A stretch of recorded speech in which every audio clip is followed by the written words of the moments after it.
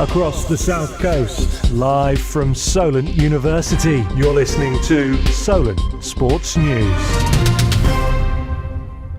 Good afternoon, it is 1 o'clock. I'm Thomas Wilkinson and these are your Solent Sports News headlines. It was another day of disappointment at St Mary's Stadium. Russell Martin's Southampton blew a 2-0 lead to lose 3-2 against Leicester City.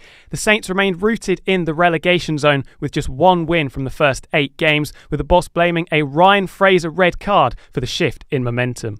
I think we got in at half-time. We started the second half so well. Then they scored out of nowhere. We had to make a sub of Yuki, which disrupted us a little bit. But then I thought we looked like Ryan Fraser broke through a couple of times after, and we looked really dangerous still. So I thought, we've coped with that really well. And then he gets sent off, and it changes everything. The Southampton women's team didn't fare much better. They lost 2-0 at home to Birmingham City in the second division. Manager Remy Allen admitted her side were comfortably second best in an underwhelming performance. So we made the tweaks. Thought we was all right on the ball, thought there was moments where we could hurt them, and then really for me the disappointing thing is the performance in the second half. Wasn't good enough, wasn't up to our standards, our duels, our ability to work really hard and grit and determination. We lacked it, and I think they bullied us a little bit.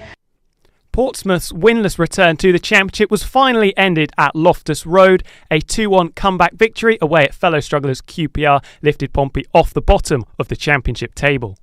Yeah, an amazing feeling, I think, to get the first win of the season, to do it in the manner that we did away from home, particularly considering the last time we walked off a pitch away from home, it was probably what we can describe as that debacle up at Stoke. So, and to have the two performances that we had since then, I'm absolutely delighted for all of the boys, for the squad and for the travelling fans as well.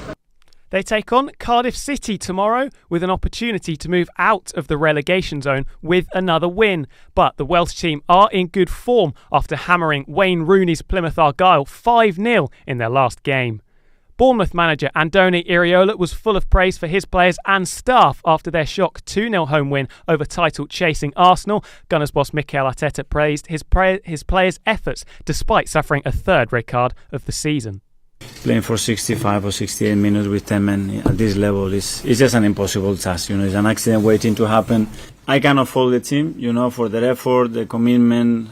The Cherries now lie 10th in the Premier League table, whilst Arsenal fall 4 points behind league leaders Liverpool. More good news for the Reds after battling past Chelsea yesterday. Reds defender Virgil van Dijk has stated that contract discussions have started. The Dutchman's deal expires at the end of the season, along with other star players Mohamed Salah and Trent Alexander-Arnold. The National League saw tempers flare in the Hampshire derby. Aldershot Town came from behind to beat rivals Eastleigh 2-1. Defeated manager Kelvin Davies was adamant, though, his sides did not deserve the narrow defeat. Southampton's newest boxing champion has returned to his hometown. The 28-year-old beat former light heavyweight champion Dan Aziz by majority decision at London's Copper Box Arena to be crowned the British and Commonwealth World Lightweight Champion. The fallout from last night's United States Grand Prix has also continued. Charles Leclerc led home teammate Carlos Sainz for a Ferrari 1-2, but championship rivals Max Verstappen and Lando Norris clashed in the closing stages. Norris received a controversial penalty for overtaking Verstappen off track, which demoted the Brit to 4th place post-race behind his main title rival. Verstappen's championship lead currently sits at 57 points with 5 rounds remaining. That's all for us at 1 o'clock. You'll see us back at 2 p.m.